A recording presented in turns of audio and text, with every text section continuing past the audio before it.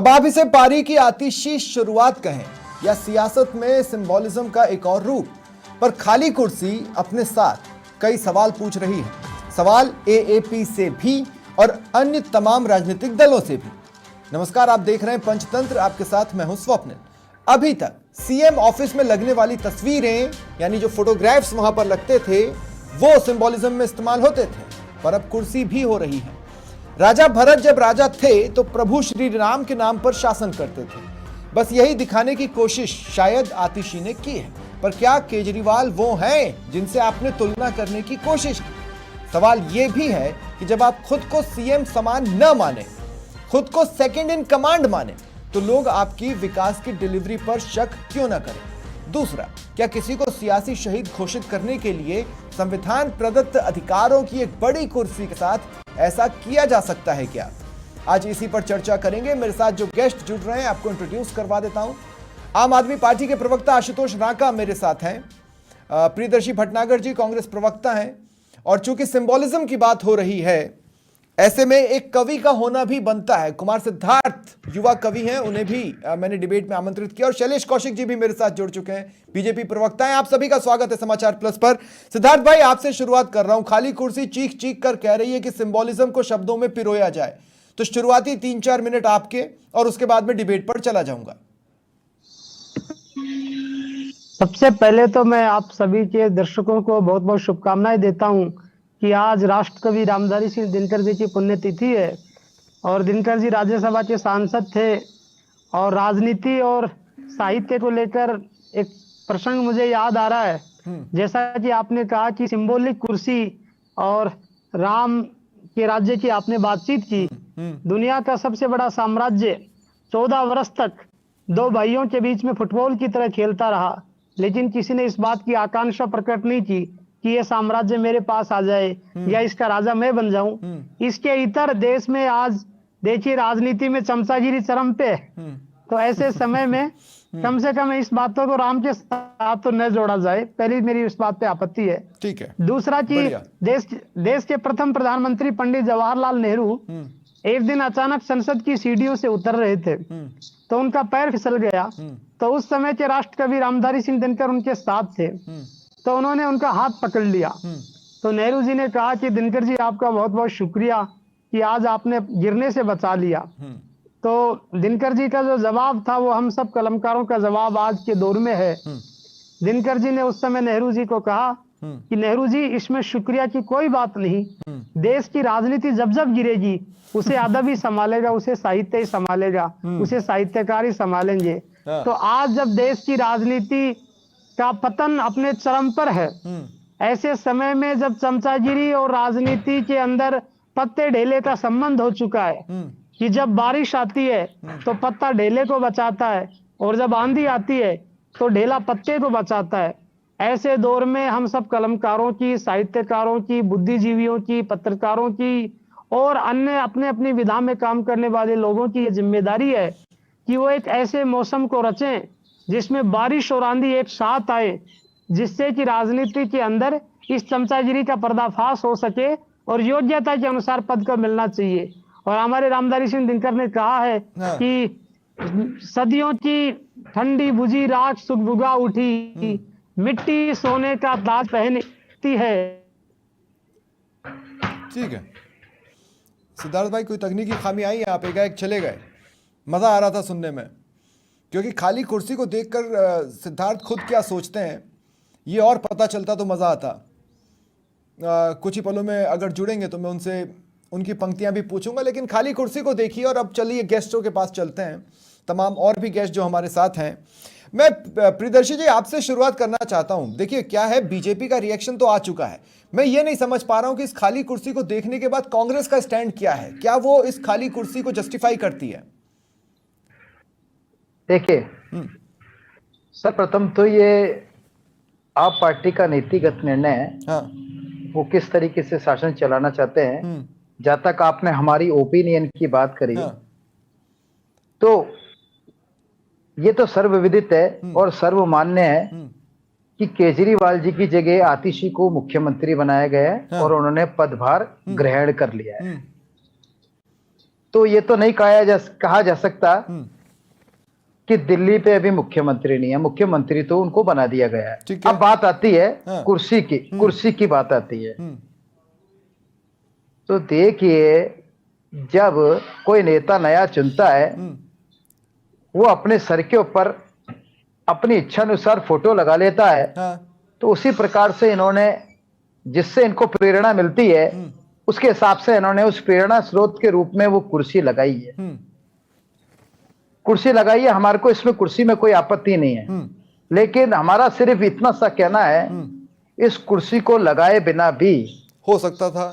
बिल्कुल। जो काम केजरीवाल जी का अधूरा रह गया था, जो कार्य न्याय संगत था, जो जनता के हित का था, उसको पूरा किया जा सकता था। लेकिन आप पार्टी के द्वारा अपना नीतिगत निर्णय लेते हुए या आतिशी जी के द्वारा अपना निर्णय लेते हुए क्या ये टाइम वेस्ट है? तो हमें इससे कोई गुरेज नहीं है, हमें इससे कोई परहेज नहीं। नहीं, मैं ये कह रहा हूं कि जब हम सीएम के रूम में घुसेंगे तो हम कुर्सी के हिसाब से अंदाजा लगा लेंगे कि हम सीएम के पास जा रहे हैं। अब जब हम उस रूम में जा रहे हैं और आप तस्वीरों में देखेंगे तो एक कुर्सी और उसके बाजू में थोड़ी ज्यादा कंफर्टेबल, थोड़ी ज्यादा बड़ी, जिससे ये पता चलता है कि एक बड़ा व्यक्ति अभी आने को है जो अभी इस पर नहीं है ना। तो फिर हमारे दिमाग में तो ये आएगा कि फिर असली सीएम तो है ही नहीं, तो फिर हम क्या समझेंगे? देखिए, कुर्सी से बड़ा आदमी का व्यक्तित्व होता है। आप सीएम मुख्यमंत्री के कक्ष के अंदर जाएंगे, अगर आपको वहां पे कुर्सी पे बैठा हुआ व्यक्ति दिख रहा है तो आप इसको ये कहना बिल्कुल क्लियर है कि वहां पे मुख्यमंत्री बैठा हुआ है, वहां खाली कुर्सी से ये नहीं कहा जा सकता। लेकिन मान लीजिए आप कक्ष में जाते हैं और ऐसे समय चले जाते हैं जब दोनों खाली कुर्सियां हैं, फिर तो ये भी उससे क्लियर हो जाएगा। ये भी उससे क्लियर हो जाएगा। एथिकल ग्राउंड क्या होगा जी? एथिकल ग्राउंड क्या होगा? एथिकल ग्राउंड पे तो ये चीज ठीक लग ही नहीं रही। टेक्निकल ग्राउंड तो यही है कि जिस कुर्सी पे मुख्यमंत्री चाह रहा है बैठा है, जिस कुर्सी पे वो बैठा है तो वही माना जाएगा कि वो उस कुर्सी पे बैठे और वही मुख्यमंत्री हैं। क्योंकि मैं समझता हूं कुर्सी से ज्यादा महत्वपूर्ण इस व्यक्ति का व्यक्तित्व है, उसका प्रभाव है, उसका योगदान है, उसकी मंशा है। ठीक है।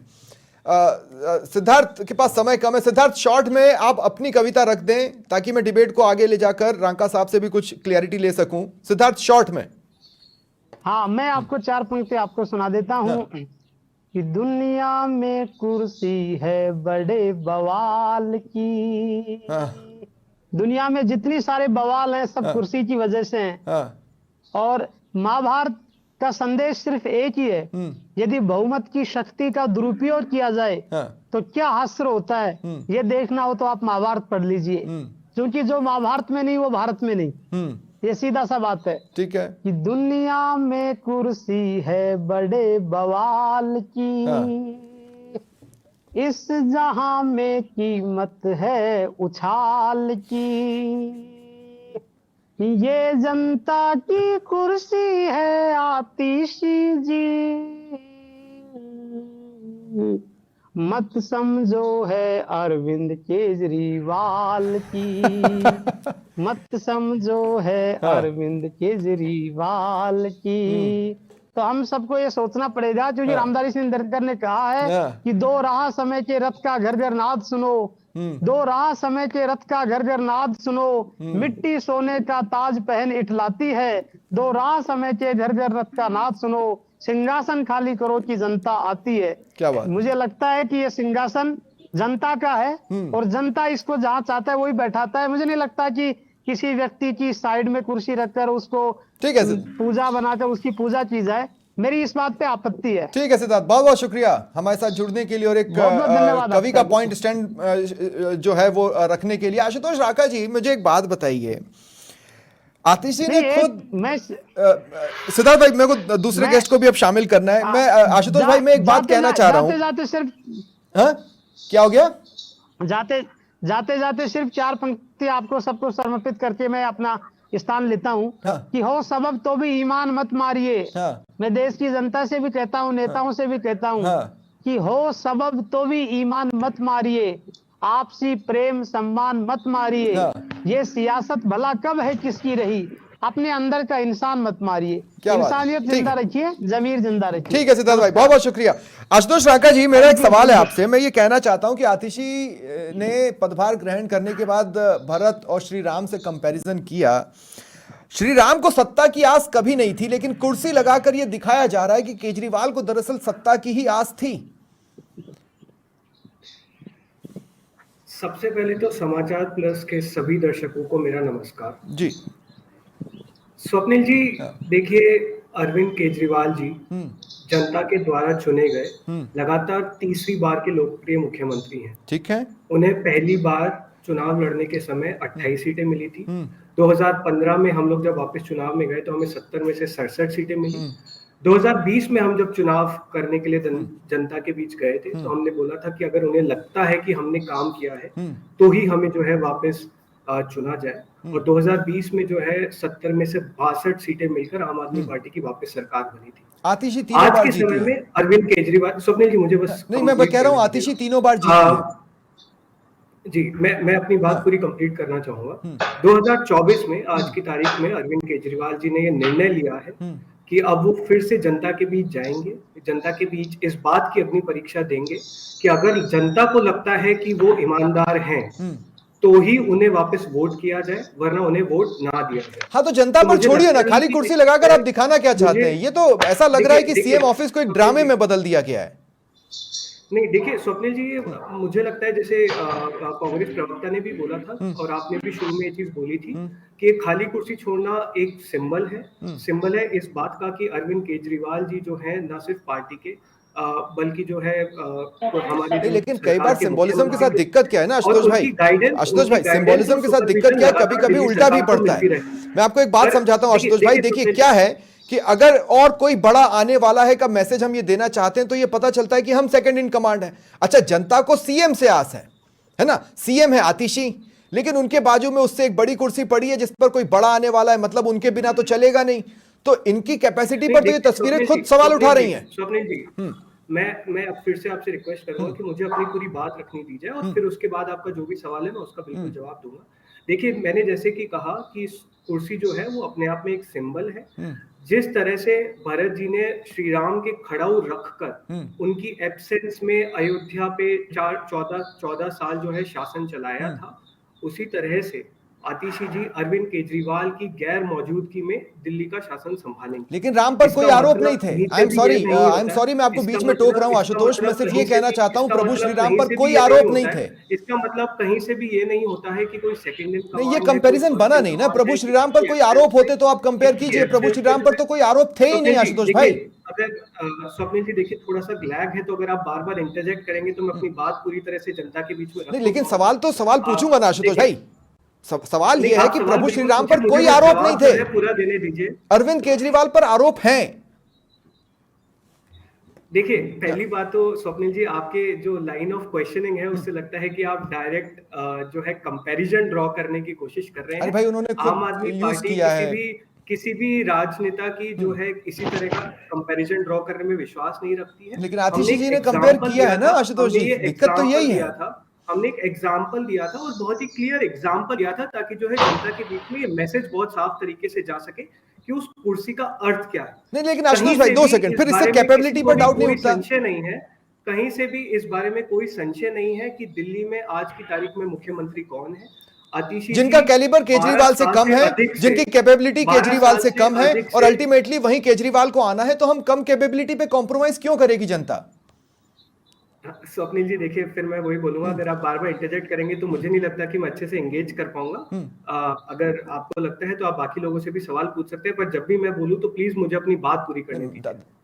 आशुतोष भाई, लेकिन सवाल पर तो मैं आपको लाऊंगा ना। मैं इसीलिए कह रहा हूं कि इन तस्वीरों के हिसाब से ऐसा लग रहा है कि जिनकी मतलब कैपेबिलिटी कॉम्प्रोमाइज की गई है। आप ये तस्वीरें कह रही हैं कि आतिशी केजरीवाल से कम है, कम केपेबल हैं, कम पावरफुल हैं, अल्टीमेट डिसीजन बाहर बैठा व्यक्ति लेगा, भले ही ओथ आतिशी ने ले ली है। क्या मैं जवाब दे सकता हूँ? हाँ, बोलिए। स्वप्निल जी, अभी जिस महिला के बारे में हम बात कर रहे हैं, मैं थोड़ा सा जो है बहुत ही संक्षिप्त में आपको उनका ट्रैक रिकॉर्ड बताना चाहूंगा। सबसे पहले तो उनके एजुकेशन क्वालिफिकेशन की बात करें, आतिशी जी जो है, जो सेंट स्टीफन्स कॉलेज, जो दिल्ली यूनिवर्सिटी के सबसे प्रतिष्ठित कॉलेज में से एक माना जाता है, वहां की गोल्ड मेडलिस्ट रही है। उसके बाद उन्होंने ऑक्सफोर्ड से शेवनिंग और रोड्स, जो दुनिया की सबसे ज्यादा प्रतिष्ठित स्कॉलरशिप्स मानी जाती हैं, वो करके मास्टर्स और पीएचडी किया ऑक्सफोर्ड यूनिवर्सिटी से। वो चाहती तो विदेशों में बहुत ही अच्छी नौकरी पाकर अपना जीवन आराम से वहां बिता सकती थी, पर वो सब छोड़ छाड़ के उन्होंने देश सेवा की राह चुनी, वापस आकर एजुकेशन के सेक्टर में काम किया। 2011 में जब इंडिया अगेंस्ट करप्शन का आंदोलन शुरू हुआ था, उसके बाद से वो आम आदमी पार्टी के साथ जुड़ी हुई है। न सिर्फ जुड़ी रही, उन्होंने दिल्ली में जितनी भी जो है शिक्षा क्रांति जिसे हम कहते हैं, जो न सिर्फ देश के लोग बल्कि दुनिया भर के लोग जिसके बारे में बात करते हैं, वो उसकी मुख्य सूत्रधार। ठीक है आशुतोष, मैं आगे भी आपके पास आता हूँ, लेकिन अब मैं शैलेश कौशिक जी को भी डिबेट में शामिल करना चाहता हूँ। शैलेश कौशिक भाई, मैं आपसे एक बात पूछना चाह रहा हूँ। सिंबोलिज्म तो है, सिंबोलिज्म ही तो है। नहीं आशुतोष भाई, अब मैं आपको रोक रहा हूँ। शैलेश कौशिक भाई, सिंबोलिज्म ही तो है, इस पर हार्श रिएक्शन की जरूरत बीजेपी को क्यों महसूस हो रही है? इनको तो रोकिए, आवाज नहीं आ रही। आशुतोष जी 2 मिनट रुकिए। शैलेश भाई, मैं ये बोल रहा हूँ सिंबोलिज्म ही तो है, तंज कसने की कोशिश है, और है तो बीजेपी पर ही। इतने हार्श रिएक्शन की जरूरत क्यों पड़ रही है बीजेपी को कि उसको चमचागिरी से कंपेयर कर दिया जाए? देखिए स्वप्निल जी, आज लगभग 2011-12 में जब आम आदमी पार्टी का लोकतंत्र अन्ना आंदोलन के माध्यम से गठन हुआ था, तो जिन सिद्धांतों और मूल्यों को लेकर ये लगातार राजनीति करते जा रहे हैं, आज अपनी कुर्सी के बगल में संविधान को धक्का बताते हुए जिस तरीके से एक व्यक्ति की कुर्सी रखी गई है, और जिस तरीके से आज उन्होंने उन सिद्धांतों और मूल्यों को श्रद्धांजलि दी है आतिशी जी ने, आज मैं कहना चाहता हूँ, और हमारे कांग्रेस के साथी कह रहे थे, जो लिखा कि उस कमरे में 2 कुर्सियां नहीं हो सकती। नहीं, लेकिन संविधान में ये कभी नहीं लिखा कि संविधान में कभी दूसरी कुर्सी का, जो सीएम की शपथ लेता है सीएम के चैम्बर में, उसकी कुर्सी सामने होती है संविधान के। आप सामने कुर्सी रखिए, आप सामने फोटो रखिए, वो अलग बात है, लेकिन आप बिल्कुल बगल में उस जिस तरीके से उसको सिंहासन का रूप दिया गया है, उनसे जो खुद आतिशी जी की कुर्सी से बड़ी कुर्सी है, उससे अधिक चमकदार कुर्सी है, तो क्या सिद्ध करना चाहते हैं वो लोग कि केवल आतिशी जी एक डेप्यूटी पर्सन है? अरविंद केजरीवाल को जबरदस्ती किसी ने फंसाया है। देखिए, एक बड़ी स्वप्निल जी, बड़ी ऐसी बात है कि आज ये कहते हैं कि जनता, भी हमारे आम आदमी पार्टी के प्रवक्ता भी कह रहे थे, मैं और भी जो चैनलों पर सुनता हूं जिस तरह डिबेट होती है, ये कहते हैं कि जिस तरीके से हम तो के लोकतंत्र में, आप लोकतंत्र को विश्वास रखते हो, आप संविधान की बात करते हो, आप संविधान की किताब लेके घूमते थे, लेकिन जरा ये बताइए, आप कहते हैं दिल्ली की जनता निर्णय करेगी, निर्णय कानून ने कर दिया, संविधान में कानून सर्वोपरि है, दिल्ली की जनता मत देगी, लेकिन निर्णय कानून जमानत पर है, लेकिन वो बरी भी नहीं हुए। आज उन पर तमाम तरीके की बाध्यता है, वो आरोपी हैं, आरोपी हैं। और अब यही स्वप्निल जी, यही केजरीवाल कहते थे 2011-12 में कि पहले इस्तीफा, जब शीला दीक्षित, शरद पवार, सोनिया गांधी का मामला था, तो पहले इस्तीफा दो, बाद में जांच होगी, उन्होंने इस्तीफा दे दिया ना। अब वो बाहर जेल से वो कहते थे देखिए, ये खाली कुर्सी, शैलेश भाई आप लोगों के रिएक्शन से ऐसे लग रहा है कि खाली कुर्सी देखकर आपको ये लग रहा है कि आम आदमी पार्टी ने आपको आईना दिखा दिया और आप उसी तरह के रिएक्शंस दे रहे हैं। देखिए, जनता, दिल्ली की जनता की भावनाओं को, जो संविधान को जिस तरीके से आज इन्होंने ढका बताया है, ये जनता इनको सिखाएगी हिंदुस्तान की राजनीति में। आप देखिए जिस तरीके से आज कांग्रेस के प्रवक्ता क्यों समर्थन कर रहे हैं, समर्थन नहीं कर रहे हैं। नहीं शैलेश भाई, प्रियदर्शी जी ने समर्थन नहीं किया, उन्होंने ये कहा कि हमें ठीक नहीं लगा, लेकिन वो कर सकते हैं। इस देश की सबसे पुरानी लोकतंत्र पार्टी के एक प्रवक्ता है, उन्होंने क्या कहा, क्योंकि इनकी 10 साल सरकार मनमोहन सिंह जी की भी इसी तरीके चली थी, रिमोट कंट्रोल से। आज रिमोट कंट्रोल से इसको केजरीवाल चला रहे हैं।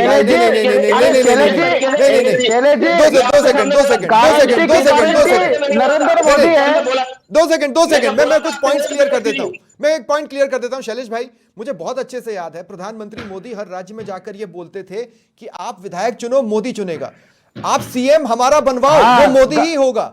ये तो वो बोलते थे ना, गारंटी की गारंटी नरेंद्र मोदी है, तो फिर बीजेपी क्या है? चमचागिरी की पराकाष्ठा है। नरेंद्र मोदी गारंटी की गारंटी नरेंद्र मोदी है, तो फिर बीजेपी कहाँ चली गई? मुझे क्रॉस क्वेश्चनिंग आती है सर, प्लीज। बीजेपी कहाँ चली गई? प्रियदर्शी जी 2 मिनट, मुझे क्रॉस क्वेश्चनिंग आती है, चमचागिरी की पराकाष्ठा है शैलेश जी। लेकिन जिस तरीके से नेशनल एडवाइजरी कमेटी के माध्यम से सोनिया गांधी ने 10 साल सरकार चलाई, उसी तरह केजरीवाल 4 महीने सरकार चलाने का प्रयास कर रहे हैं। भाई आप भी जब डबल इंजन बोलते हैं, इसका मतलब यही होता है ना कि एक एक्स्ट्रा इंजन है जो आगे लगा हुआ है। आप इसको देखिए हाँ। जिस तरीके से कर, और इसीलिए आज इनकी, क्योंकि जब जो आरोप केजरीवाल लगाते थे कि मेरे पास स्वर्गीय शीला दीक्षित जी कहते थे इतनी फाइलें कहाँ गई, वहां तक पॉइंट लॉजिक है। जो इंडी का गठबंधन है और इंडी गठबंधन की लेता है। आशुतोष मैं आऊंगा 2 मिनट, मैं आ रहा हूं आपके पास, संविधान में लिखा हुआ है, लेकिन उससे पहले कुर्सी रखी है, ठीक है, संविधान में लिखा हुआ, बताइए मुझे। ठीक है प्रियदर्शी जी, मैं प्रियदर्शी जी मैं आपसे एक बात कह रहा हूं। देखिए होता क्या है ना कि कुछ फोटोग्राफ्स का इस्तेमाल होता है और उन फोटोग्राफ्स के जरिए एक मैसेज देने की कोशिश होती है। ये हर रेजिम में हमने देखा है, कभी कुछ फोटोग्राफ्स हटा दिए जाते हैं, कभी कुछ एक्स्ट्रा फोटोग्राफ्स लगा दिए जाते हैं। इन चीजों के खिलाफ थे अटल जी, अटल बिहारी वाजपेयी जी, ये आप भी जानते हैं क्योंकि उनकी सहृदयता का फायदा एक वक्त कांग्रेस को भी मिला था पार्लियामेंट में। अब प्रियदर्शी जी सवाल यह है कि बाय एनी लॉजिक भाई आप जिसके चेंबर में जाते हैं आप उसकी कुर्सी देखना चाहते हैं, ठीक है। सीएम ऑफिस को सियासी शहीद बताने का उदाहरण नहीं बनना चाहिए और वो बन रहा है। तो एथिकल ग्राउंड पर आपको यह कैसे सही लग सकता है या किसी को भी कैसे सही लग सकता है? देखिए हाँ।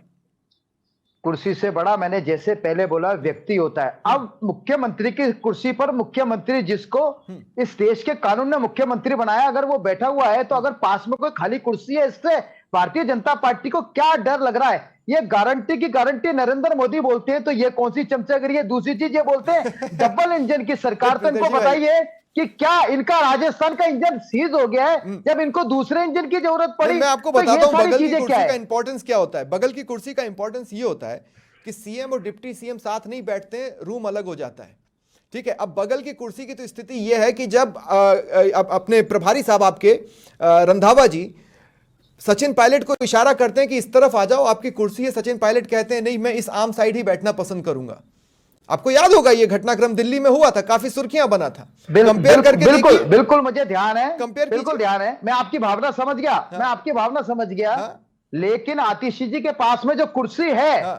उस कुर्सी पे कोई व्यक्ति बैठा नहीं है। वो उन्होंने कुर्सी एक आइडियल के रूप में, एक प्रेरणा के रूप में उसको लगा के रखी है, किसी उद्देश्य के लिए लगा रखी है। तो उस प्रेरणा से उससे क्यों भारतीय जनता पार्टी को इतनी छोटी सी बात के लिए इतना क्यों इश्यू बना रहे हैं? इनको इस देश की तरक्की की चिंता है या ये कुर्सी के चक्कर में भारतीय जनता पार्टी किस स्तर तक गिरेगी नीचे?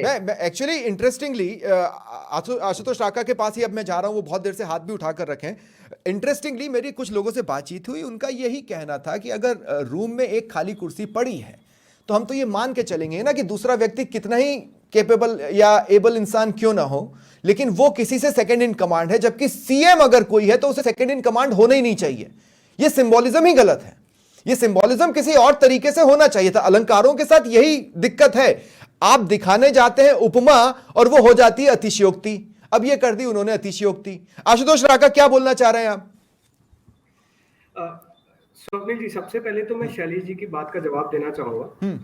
शैलेश जी और भाजपा के तमाम प्रवक्ता जो है इस तरह की बातें कर रहे हैं, वो मतलब मेरी समझ के एकदम से बाहर है।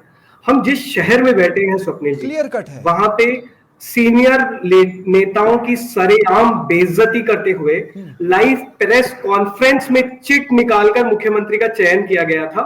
तो ये लोग अगर जो है इस तरह की बातें करेंगे कि लोकतंत्र क्यों नहीं है, रिमोट कंट्रोल उससे ज्यादा फनी बात कोई हो नहीं सकती। अरे भाई आपके अभी 2 सेकंड आपने अभी सीएम विधायक दल ने नहीं चुना, आपके यहाँ सीएम अरविंद केजरीवाल ने चुना है। साफ साफ शब्दों में इस चीज को बोला है। आपके यहाँ सीएम विधायक दल ने नहीं चुना है, आतिशी जी ही दिल्ली की मुख्यमंत्री हैं। ये अरविंद केजरीवाल ने चुना है। दिल्ली की जनता हमारे लिए सर्वोपरि है। भाई आप आला कमान कल्चर से दूर नहीं जैसे हैं। भी होगा आशुतोष भाई का काम हमारे लिए सर्वोपरि होगा, हाईएस्ट प्रायोरिटी होगा। मेरी बात सुनिए, पर इसके साथ भी आतिशी जी के लिए अगर अरविंद केजरीवाल जी प्रेरणा स्रोत है तो बिल्कुल as a symbol, as a symbolic gesture उनकी कुर्सी जो है। आशुतोष भाई मेरी बात सुनिए, आतिशी जी 3 बार विधायक बनी, जनता की अदालत में वो उतनी ही बार जीती जितनी बार अरविंद केजरीवाल जीते हैं। आतिशी को सीएम विधायक दल ने नहीं चुना है, उनको भी आम आदमी पार्टी के आला कमान नहीं चुना है। यहां पर्ची दिखी, वहां पर्ची दिखी भी नहीं। कौन इस बात को कह सकता है कि नहीं अरविंद केजरीवाल के अलावा किसी ने चुना है आतिशी को? कोई नहीं कह सकता। देखिए स्वप्निल जी, आम आदमी पार्टी भारतीय जनता पार्टी की तरह हाई कमान से चलने वाली पार्टी नहीं है। हमारा अपना एक पार्टी का पूरा प्रोटोकॉल है। अरविंद केजरीवाल जी के मुख्यमंत्री बनने के इस जो कार्यकाल में 2023 से आतिशी जी 13 पोर्टफोलियो संभाल रही थी। आतिशी जी दिल्ली में हुई शिक्षा क्रांति की मुख्य सूत्रधार रही। ठीक है, तो कहीं से भी इस तरह की कैपेबिलिटी पर जो सवाल उठाया जा रहा है वो मुझे लगता है कि बहुत ही ज्यादा हास्यास्पद है। जहां तक बात आतिशी जी की कैपेबिलिटी पर सवाल नहीं उठाया जा रहा है, सवाल उस बगल वाली कुर्सी पर उठाया जा रहा है कि वो किसके लिए है। आतिशी जी की कैपेबिलिटी पर उनकी तो सामने आएगी कार्य क्षमता आएगी, सवाल उठाया जा रहा है कि कुर्सी पर नहीं। लेकिन शैलेश भाई मुझे एक बात बताइए ना, ये कुर्सी इतनी बड़ी चीज कैसे हो गई? मैं जब ये कह रहा हूँ कि जब आप डबल इंजन का मॉडल रखते हो तो वो भी यही है, वो सही मायने। जब आप ये कहते हो कि किसी को भी जिताओ वो मोदी होगा तो भी यही है। मैंने भी चर्चा की जब आप नहीं मोदी होगा, लेकिन मोदी सीएम होता है, मोदी जी पीएम होते हैं, सीएम उस राज्य का बनता है। आपने बगल में मोदी जी कभी बगल में कुर्सी नहीं रखी थी मोदी जी की दूसरी? एक बार बताइए, उन्होंने महाराष्ट्र में क्लियर कट कहा था कि देवेंद्र फडणवीस जी मेरे नाम पर यहाँ पर बैठे, जो भी सीएम होगा वो मेरे नाम पर होगा, आप मेरे नाम के व्यक्ति को चुनो। मैं तो स्वप्निल जी आतिशी जी को शपथ लेनी चाहिए थी कि मैं अपने साथ शपथ लेती हूँ कि मैं अपने साथ केजरीवाल जी कुर्सी लगा रखते हूँ कि मार्गदर्शन में काम करूंगी। उनको शपथ लेने केवल खुद अपने नाम के लिए हिंदू संविधान ने जो उनको प्रबल शपथ लेने का अधिकार दिया है वो खुद को दिया है, कुर्सी बंगाली कुर्सी के लिए नहीं दिया कि आप किसी कुर्सी रख लीजिए वहां पर।